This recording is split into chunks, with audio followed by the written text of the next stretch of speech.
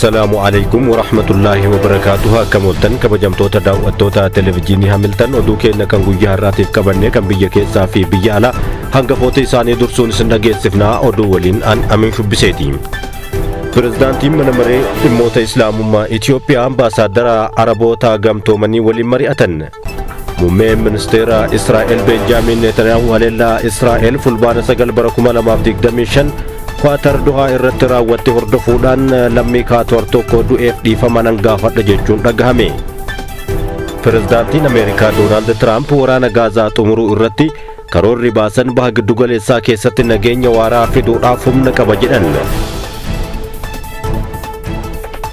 Pirezidaantiin mana maree dhimmoota Islaamummaa Itoophiyaa ambaasaadara Emireetota Araba Gamtoomanii waliin mari'atan. Jilli Pirezidaantii mana maree dhimmoota Islaamummaa Itoophiyaa Dr. Kabajaa Sheekh Haji Ibrahim Tufaatiin durfamu ambaasaadara Araboota Gamtoomanii Muhammad Salaam Ar-Rashid wajjin mari'ataniiru. Muhammad Salaam Ar-Rashid filannoon majlisaa sadarkaadhaan jiru nagahaan xumurame uummanni Musliimaa Itoophiyaa keessa jiru hundi nama bakka isaa bu'u karaa nagahaa ta'een filachuu isaatiif ergaa baga gammaddanis dabarsaniiru. Mariin kunis dhimmoota waloodhaan irratti hojjetamuun danda'amu irratti hojiiwwan kanaan dura hojjetaa turaniif kanneen akka misoomaa fi ijaarsa dandeettii irratti ammallee waloodhaan cichoominaan hojjechuudhaaf akka jedhan mirkaneessaniiru. Kanumaan walqabatee manni marichaa naannoo Tigraay Wuqrootti ijaarsa piroojeektii mandara Najjaashii 00 jalqabee ture bakka awwaalcha sahaabotaa fi mootii Najjaashii tolchuu irratti walii galtee irra gahamuu ibsan.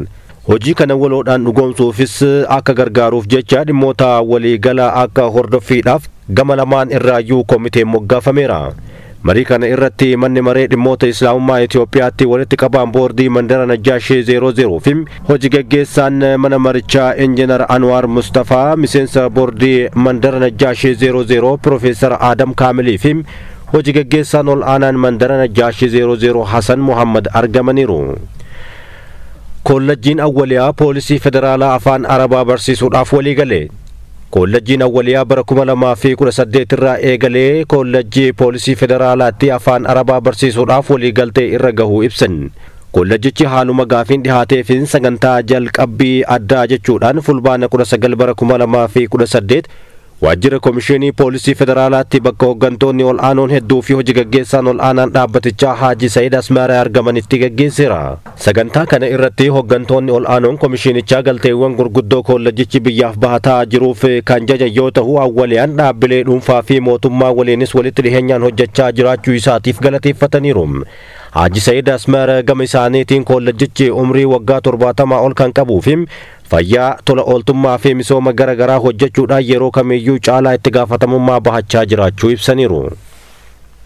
Itiyoophiyaan biyyoota 18 waliin hojjechuudhaaf waliigaltee godhuu himame. Miseensa dhaabbata daldala addunyaa akka taatu baankii addunyaa dabalatee biyyoonni 31 deeggarsa kennuus himameera. Itiyoophiyaan adeemsa waliigaltee miseensummaa dhaabbata daldala addunyaatiif waliigaltee garee hojii jahaffaa Switzerland Geneevatti gaggeeffame irratti waliigaltee daldalaa waliinii biyyoota 18 waliin gochuudhaaf adeemsa irra akka jirtu ministeerri daldalaa fi walitti hidhaminsa naannawaa Dr. Kaasahun Goofee ibsaniiru.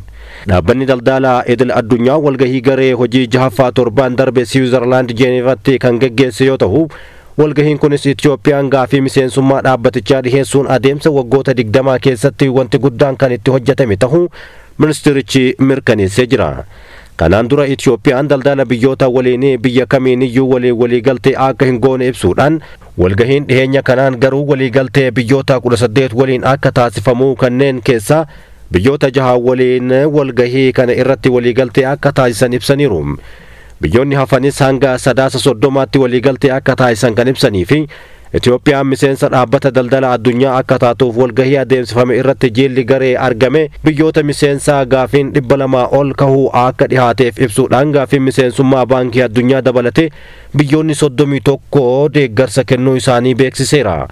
Itiyoophiyaan hundeeffama dhaabbatichaa bara 1995 irraa kaasuudhaan gaafii miseensummaa dhiheessuu ishee hanga guyyaa har'aatti kan yaadachiisanii fi walgahii garee hojii shanaffaa irraa kaasuudhaan qabxiin bu'aa akka galmaa'es ibsaniiru. Dhaabbanni daldala addunyaa biyyoota miseensa 30 qabaachuun ammajjii 9 dhaabbanni daldala addunyaa biyyoota miseensaa 30 qabaachuudhaan akka lakkoofsa Girigooriyaatti amajjii 1 bara 1995 kan hundaa'e yoo ta'u yeroo ammaa kana miseensa biyyoota 166 of keessatti hammatee qaba. Kabajamtoota daawwattoota keenya oduun keenya akkuma itti fufetti jira gara oduu biyya alaatti isin dabarsina.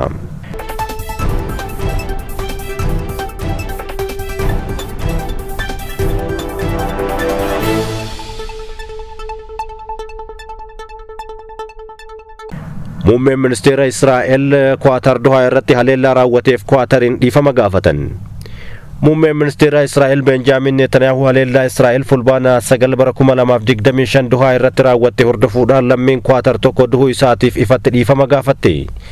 Muummichi ministeera Kwaatar Sheek Mohammed Abdurrahman bin Jaasim Al Thani pirezidaantii Ameerikaa Doonaald J. Tiraamp fi Netanyahu White House-tti wal arguudhaan waamicha dhiheessaniin dhiifama isaa fudhachuu isaanii gama isaaniitiin ibsaniiru. Haleellaa Israa'el aanga'oota Hamaas kaayyeeffatee fudhatte kana ilaalchisee ibsa kennameen osoo hin yaadamin loltuun Kwaatar tokko ajjeefamuu isaatiif baay'ee gadduu ibsi White House baasee agarsiiseera. I am deeply grateful to both of them for their work. We had a phone call today just to make it clear. I said to the Prime Minister of Qatar, Israel was targeting terrorists, wasn't targeting Qatar. And of course we regretted the loss of the Qatari citizen. It wasn't our target. And I very much appreciate President Trump's proposal to have a trilateral body, the United States, Israel, and Qatar, to work out respective grievances. There are quite a few. But if we could try to mitigate them or put it on a different footing, I think that would be good for everyone. Dabalataanis Hamaas kaayyeeffatee birmadummaa Kwaatar sarbuu isaaniitiif dhiifama gaafachuun gara fuulduraatti Israa'el haleellaa akkanaa akka hin raawwanne mirkaneessuu isaa Aljaziiraan gabaasee jira. Pirezidaantiin Ameerikaa Doonaald Tiraamp waraana Gaazaa xumuruu irratti karoora baasan baha giddu galeessaa keessatti nageenya waaraa fiduudhaaf humna qaba jedhan. Karoora qabxii abbaa 20 of keessaa qabu White House-tti michuu isaanii Netanyahu wajjin mari'achuudhaan miidiyaaleedhaaf ibsaniiru. Karoorri kun waraana booda egeree Gaazaa ejjennoo Doonaald Tiraamp qabatanii turan hanga tokko kan jijjiiredha. Dhiibbaa Ameerikaa akka Netanyahuun waliigaltee dhukaasa dhaabuu fudhachuudhaaf barana irraa kaa'ee caalaa karoora Doonaald Tiraamp amma baase kanatu humna qaba jedhamee dubbatamaa jira.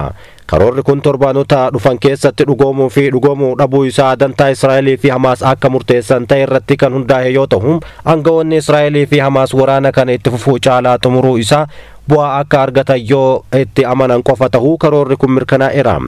Karoora kanarratti Hamaas hanga yoonaa yaada isaa kan hin ibsanne yoo ta'u, qondaalli Hamaas tokko garuu gama isaatiin yaada karoora kana qoruu dhiheesseetii kan inni jiru. Karoorri kun dantaa Filisxeem ilaalcha keessa kan hin galchine ta'uu kan hime qondaalli kun Hamaas karoora akkanaa loltoonni Israa'el Gaazaa gadhiisanii wabii hin taane kamiyyuu kan hin fudhannedha jedhan. Yeroo Doonaald Tiraamp karoora Gaazaa ibsuudhaan cinaa isaanii kan turan muummeen ministeera Israa'el Benjaamin Netanyahu karoora qabxii 20 qabu kana guutumaan guututti fudhachuun isaa dhagahameera. Garuu aangawoonni mootummaa isaanii keessa jiran kanneen sirna duriitti ciccaan dura gaggeeffamaa ture irratti kan wal komataa turanii fi milkaa'uu dhabuu waliigaltee dhukaasa dhaabuu ilaalchisee yeroo garagaraatti quboolitti qaban. Ammas yoo wal komachuu fi quboolitti qabuun kun kan itti fufu ta'e Doonaald Tiraamp akka Israa'el bira dhaabbatan tilmaamuun shakkii kan hin qabnedha. Doonaald Tiraamp ejjennoo isaanii kana Netanyahuudhaaf kan mirkaneessan yoo ta'u, Hamaas karoora kana hin fudhatu taanaan Ameerikaan waan Israa'el gochuu barbaaddu hunda irratti ni gargaarti jechuun waadaa seenan.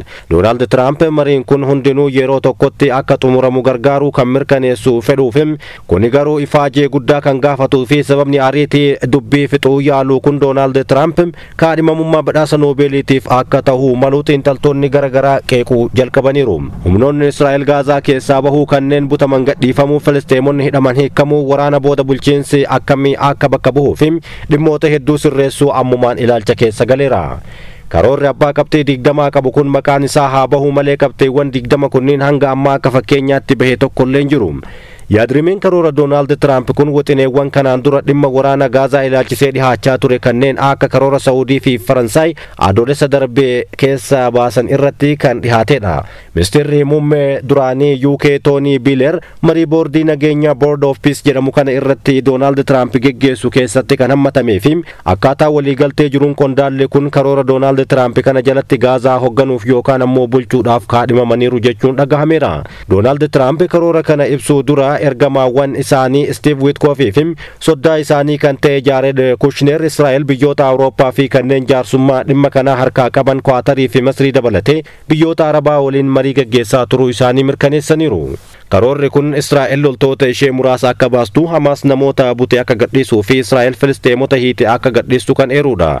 Karoorri bulchiinsa Gaazaa kan to'annoo boordii nageenya Board of Peace jalatti hoogganamu Masrii taa'ee akka Gaazaa hoogganu kan ibsuu fi akkaataa karoora kanaatti miseensonni Hamaas meeshaa hiikkatanii nageenya waliin jiraachuutti kan amanan, dhiifamni inni godhamaaf kaan ammoo biyyaa baafama jechuunis dubbatameera. Akka yaadrimee kanaatti waa'een biyya ta'uu Filisteem eeramus ifatti kan hin taaneef mootummaan Filisteem amma Raamaalaa keessa jiru irra deebiidhaan kan ijaaramu yoo ta'e haaldureewwan hiree murteeffannaa biyyummaa Filisteem hojiirra ooluu eegalu jedhama. Biyyoonni Arabaa wixinee karoora Doonaald Tiraamp dhiheesse kana irratti akka boqonnaa haaraatti kan ilaalanii fi galmi isaanii Hamaas. Kabajamtoota daawwattoota televezyiinii Hamilton, oduun kenna kan guyyaa har'aatiif isiniif dhiyeessine kan hanga ammaatti daawwattanidha. Sagantaaleen televezyiinii Hamilton kan biroo itti fufuu daawwadhaa.